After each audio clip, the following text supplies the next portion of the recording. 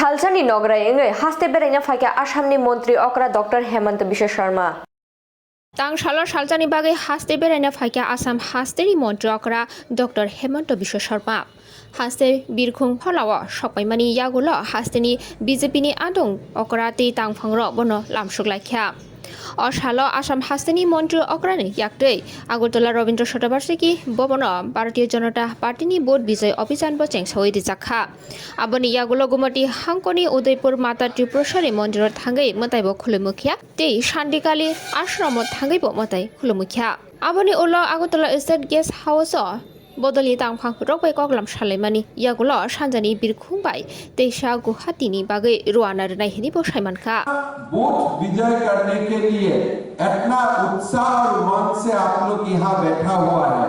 मैं देख रहा था कि आज से वोट विजय अभियान का शुरुआत हुआ है, लेकिन मेरा विचार में वोट विजय अभियान का शुरुआत नहीं हुआ है। त्रिपुरा प्रदेश में पुनः एक बार बीजेपी को जिताने का अभियान आज से ही शुरू हो गया है। मेरा याद में आते हैं जब लास्ट चुनाव का समय, वो समय का माहौल और आज का माहौल, उस समय पूरा त्रिपुरा में एक त्रास का माहौल था। हर जगह में 200 मीटर जाओ एक लाल झंडा का कार्यालय, 300 मीटर जाओ आगे एक लाल झंडा का कार्यालय, कोई काम ही नहीं होता था। एक भय का माहौल था। जब मैं पहला बार त्रिपुरा आया था, मैं मां त्रिपुरेश्वरी मंदिर का सामने जाके मैं मां को ये पूछा था कि त्रिपुरा में ये माहौल कब खत्म होगा, किसलिए वो माहौल एक अलग सा माहौल था। विप्लव देव जी ने आज आपका सामने ये प्रश्न उठाया कि वो समय का माहौल क्या था। सब लोग बोलता था कि सीपीएम से हमको मुक्ति दिलाओ, सीपीएम से मुक्ति दिलाओ। किसलिए लोग जानते थे कि सीपीएम का मतलब वायलेंस, सीपीएम का मतलब हिंसा, सीपीएम का मतलब बेरोजगारी, सीपीएम का मतलब अंडर डेवलपमेंट और सीपीएम का मतलब है एक अंधकार युग का त्रिपुरा। लेकिन आज आप देखिए, मेरा याद है जब ये मंच में ही हम लोग मिला था, जब चुनाव खत्म हो गया था, हमारा सरकार बना था, तो मैं एक ही बात बोला था कि मां त्रिपुरेश्वरी हम लोग को आशीर्वाद देगा और हम लोग त्रिपुरा को एक विकास का नया एक मंजिल तक लेके जाऊंगा। आज मां ने ये बात सुना। आज मां का आशीर्वाद से, त्रिपुरा का जनता का आशीर्वाद से आज एक त्रिपुरा शांति और प्रगति से पूरा परिपूर्ण एक प्रदेश बन गया है। आज त्रिपुरा में डेवलपमेंट है, त्रिपुरा में आज शांति है और त्रिपुरा में आज स्पष्ट एक प्रगति का रास्ता त्रिपुरा में दिखाई देता है। आज प्रधानमंत्री नरेंद्र मोदी जी का नेतृत्व में भारत और त्रिपुरा और हमारा उत्तर पूर्व एक विकास का नया दौर तक पहुंच चुका है कि हमारा देश में कोई ऐसा सरकार आएगा और कश्मीर से 370 धारा उठा देगा, ऐसा कोई भी कल्पना कोई दिन में भी कोई लोग नहीं करता था। किसी का मन में यह कल्पना नहीं था कि 500 साल के बाद आज अयोध्या में राम मंदिर बन सकता है, ऐसा कल्पना किसी का मन में नहीं था। आज किसी का मन में यह कल्पना नहीं था कि उत्तर पूर्व भारत का सचमुच अष्टलक्ष्मी बन जाएगा। आज प्रधानमंत्री मोदी जी का नेतृत्व में चमत्कार हुआ, उत्तर पूर्व को एक नया आइडेंटिटी मिला। आज आप दिल्ली में जाके बोल सकता है कि मैं नॉर्थ ईस्ट से हूं, आपका सम्मान का दृष्टि से लोग आपको देखेगा। पहले क्या था, अगर दिल्ली में हमारा नागालैंड का, मणिपुर का, त्रिपुरा का, असम का लोग जाते थे, लोग पूछते थे अरे भाई त्रिपुरा कहां है, अरे भाई असम कहां है, मणिपुर कहां है। लेकिन आज वो प्रश्न नहीं करता है, किसलिए आपका भारत का प्रधानमंत्री नरेंद्र मोदी बार बार उत्तर पूर्व आते हैं, बार बार उत्तर पूर्व का लोगों से मन का बात करता है। अभी मैं बात करते करते विप्लव देवी से बात कर रहा था।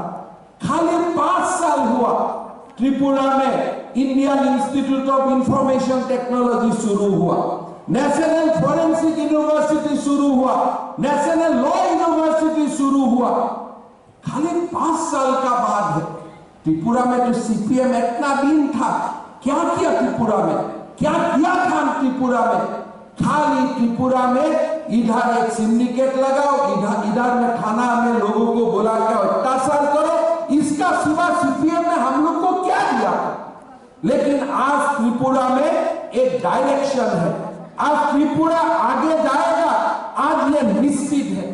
मैं गर्व में आप लोग का साथ बात बोलना चाहता हूं।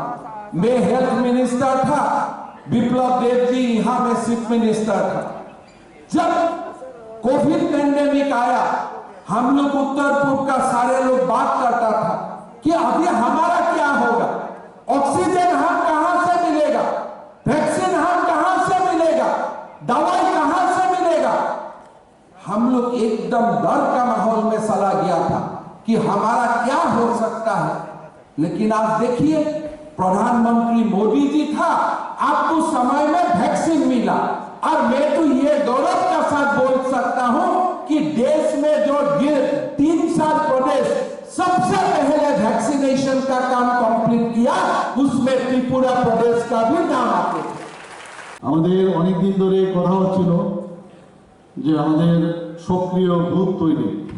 তো আজকের এই যে বুথ বিজয় অভিযানে যেভাবে এখানে সব মিলিয়ে আমাদের কি করতে হবে যে প্রশিক্ষণ দিলেন, সেটারই কে সামনে রেখে সক্রিয় বুথ বানানোর যে আমাদের আগের থেকে আমাদের একটা প্রোগ্রাম ছিল, সেটা কিন্তু আক্ষরিক অর্থে সেটা হতে যাচ্ছে। এবং তার ফলে আমাদের সক্ষম মণ্ডলও সেইভাবে তৈরি হবে। এর জন্য আমরা বারবার কাগজপত্রে অনেকবার আমরা দিয়েছি। আমি যখন সভাপতি ছিলাম তখন আমরা চেষ্টা করেছি, কিন্তু যেহেতু এখন ইলেকশন খুব সন্নিকটে, এর জন্য এর প্রয়োজনীয়তা কিন্তু আরো বেশি করে সেটা স্থান পেয়েছে। আমি একটা উদাহরণ আপনাদের দিচ্ছি। বুথ আমরা সবাই জানি যে আমার বুথ শক্তিশালী বুথ, অনেকবার আমরা নাড়া দিয়েছি। আলটিমেটলি এটা বুথ, আমি একটা উদাহরণ দিয়ে বলছি এই কারণে, যদি আমি বুথের কথা আমি চিন্তা করি, আমি সেইভাবে আমি নিজেকে দেখি যে একটা পুকুরের মধ্যে যদি আমরা একটা ঢিল ছুড়ি, আস্তে আস্তে তার যে তরঙ্গ সেটা কিন্তু পাড়ে আসে। তো বুথকে আমি মনে করি যে পাড়ের সাথে আমি তুলনা করতে পারি। একটা পাড় যেমন শক্তিশালী হওয়া প্রয়োজন, বুথও সেইভাবে শক্তিশালী হওয়া প্রয়োজন। এবং বুথ থেকেই কিন্তু আমি ঢিলটা যে ছুটছি, সেই ঢিলটা কিন্তু আমি বুথের মধ্যে পাড়ের থেকেই কিন্তু আমি ঢিলটা ছুটছি। কাজে তার প্রয়োজনীয়তাটা আমরা অবশ্যই গুরুত্ব সহকারে আমাদের জানা প্রয়োজন। এবং আমাদের প্রধানমন্ত্রী, যশস্বী প্রধানমন্ত্রী নরেন্দ্র মোদীজিও সেই কথা বলে থাকেন। আমাদের বর্তমান হোম মিনিস্টার আদরণীয় অমিত শাহজিও সেই কথা বলেন। আমাদের আদরণীয় ন্যাশনাল প্রেসিডেন্ট জেপি নাড্ডাজিও বলেন। সবসময় আমাদের যারা দিল্লি থেকে আমাদের নেতা নেত্রীরা এখানে আসেন, সেই বিষয়ে কিন্তু ওনারা এই কথাগুলো বলেন। তো আজকে এই বুথ বিজয় অভিযানে আমরা আশা করি আমাদের কেন্দ্রের যেসব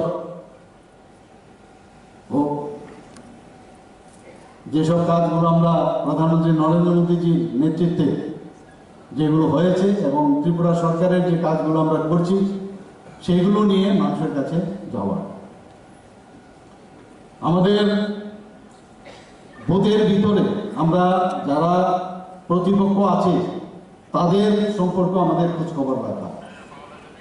আমরা দেখেছি যে বুথের মধ্যে থেকে কিন্তু সবাই আমরা বেরিয়ে আসি। এখানে মাননীয় বিধায়ক বিধায়িকারা আছেন, অনেক জায়গায় দেখেছেন, আমরা দেখেছি যে আমি জনপ্রতিনিধি, কিন্তু আমার নিজের বুথের মধ্যেই দেখা যায় আমি কমজোর এবং মানুষের জনসমর্থন কিন্তু সেখানে কম। তো এখানে যারা যারা বিধায়ক বিধায়িকারা আছেন, সবাইকে আমি একটাই অনুরোধ করব, যারা জনপ্রতিনিধিরা এমপি থেকে শুরু করে অন্যান্য যারা জনপ্রতিনিধি আছে, আমার বুথে যখন যে দায়িত্ব দেওয়া হবে বুথের মধ্যে যেন আমরা প্রবাস করি এবং কি কারণে আমার বুথে আমার সমর্থন কম সেই বিষয়ে আমরা তার অনুসন্ধান করা এবং তাকে শক্তিশালী করা সেই বিষয়টা যেন আমরা দেখি। আমাদের আসামের মাননীয় মুখ্যমন্ত্রী এখানে বলবেন, আমি বেশি কিছু বলবো না। কালকে কথা হয়েছিল, যেটা আমাদের জিষ্ণুদা বলেছেন যে বিবেকের কাছে প্রশ্ন করবেন যে আমি কতটুকু বলবো, আমিও কমই কথা বলবো। এখানে প্রায়শ আমরা দেখি যে এখন যে যিনি আমাদের বিরোধী দলের নেতা এবং প্রাক্তন মুখ্যমন্ত্রী, প্রায়শ উনি বলেন ত্রিপুরাতে নাকি আইন শৃঙ্খলা নেই, ত্রিপুরাতে আইন শৃঙ্খলা নেই এই কথাটা বলে বলে, কারণ ওনাদের কাছে কোনো ইস্যু নেই এখন। আইন শৃঙ্খলার নামে ইচ্ছে করে ওনারই আইন শৃঙ্খলার অবনতি করার প্রচেষ্টা চলছে এখন। তো সেটার সম্পর্কে বুথের সমস্ত কার্যকর্তারা 21 জনের যে কমিটি আছে সবাই এই বিষয়গুলো অবগত হওয়া এবং সবাইকে বলা। এখানে আমাদের ন্যাশনাল বোর্ড যে ক্রাইম, ন্যাশনাল বোর্ড অফ ক্রাইমের যে রিপোর্ট আমাদের কাছে আছে সেখানে দেখা যায় 28টা স্টেটের মধ্যে আমাদের নিচের দিকে মাত্র 5th পজিশন আমাদের। তো সেই বিষয়গুলো মানুষকে জানানো, খালি আইন নেই, আইন শৃঙ্খলা নেই, এখানে খাবার নেই, আরে খাবার তো আমরা বিনা পয়সা দিচ্ছি, মোদিজি বিনা পয়সা দিচ্ছে। বিজলি নেই, আমরা তো বিনা পয়সায় হাজার বিজলি আমরা দিচ্ছি। স্বাস্থ্য নেই, স্বাস্থ্য পরিষেবা নেই, আয়ুষ্মান ভারত দিচ্ছি। তো বিভিন্ন বিষয়ে এগুলো মানুষকে বলা। আপনারা জানেন যে আমরা এখানে বলছি যে ত্রিপুরাতে এনইসির বৈঠক, হেমন্তদা আছেন, এনইসির বৈঠকে একদম ক্লিয়ার কাট বলে দিয়েছে যে ত্রিপুরার থেকে কোনো অবস্থায় কোনো রকম ড্রাগ বাইরেও যাবে না, আর বাইরের থেকেও আমরা আসতে দেবে না। এবং এটা আমাদের মাননীয় হোম মিনিস্টারের পৌরোহিত্যে সেই কথাটা বলা হয়েছে। তো সেই দিশায় আমরা কাজ করছি। এখানে নর্থ ইস্টের মধ্যে সেকেন্ড হাইস্ট, এখানে সবচেয়ে বেশি আমরা সিজার করেছি। এই সমস্ত যে ফেন্সিডিল থেকে আরম্ভ করে বিভিন্ন যেসব গাঁজার থেকে আরম্ভ করে হাইয়েস্ট আমরা সিজার করেছি। তো এবং তার ডিস্ট্রাকশন আমরা করছি, সেই দিশায় আমরা চলছি। আমাদের সরকার এর মধ্যে ভালো ভালো আমরা কাজ করেছি, যে বিষয়গুলো আমরা 5% আগে আমাদের 3% আমরা দিয়ে দিয়েছি সরকারি কর্মচারীদের, সেখান থেকে এবার 5% দিয়েছি। তো আমরা সরকারি কর্মচারীদের কথা চিন্তা করছি। আগে চাঁদার একটা কালচার ছিল, সেই কালচার থেকে আমরা মুক্ত করেছি সবাইকে। 2018 যখন আমাদের সরকার আসে তবে থেকে আমরা এই কালচার থেকে আমরা মুক্তি দিতে পেরেছি। মানুষ আমাদের উপর আস্থা আছে, ভারতীয় জনতা পার্টির উপর আস্থা আছে, মোদিজির উপর আস্থা আছে। এবং মানুষকে বলা যে আগামী দিন আমরা যে চিন্তা ভাবনা আছে যে 60-এ আমরা 60 আনবো, সেই চিন্তাটা মানুষকে বোঝানো, তবেই দেখবেন আমাদের কার্যকর্তাদের মধ্যে অনেক বেশি, আরো বেশি উৎসাহ যোগাবে এবং মানুষের মধ্যে আমাদের আস্থা আসবে। ইনকামবেন্সি একটা ফ্যাক্টর সবসময় থাকে, যখনই সরকার অনেক দিন ধরে থাকে তো ন্যাচারালি অনেক জিনিস আছে, দেনা পাওনার বিষয় আছে। আমরা এর মধ্যে 6000-এর উপর আমরা চাকরি দেওয়ার ঘোষণা করেছি এবং তার অ্যাডভার্টাইজমেন্টও পরশুদিন হয়ে গেছে। 1000-এর মধ্যে আমরা কনস্টেবল নিয়োগ করেছি। আমরা বিভিন্ন সময়ে বিভিন্নভাবে মানুষের যাতে কোনো অসুবিধা না হয়, যে মৌলিক চাহিদা সেগুলোর দিকে আমরা নজর দিচ্ছি। আমরা চাই আগামী দিনে আমরা সবাই মিলে একসাথে মিলে এক আওয়াজে আমরা আগামী দিন মানুষের জন্য সেবাই সংগঠন, এই যে বিষয়টা কোভিডের সময় আমরা কাজ করেছি,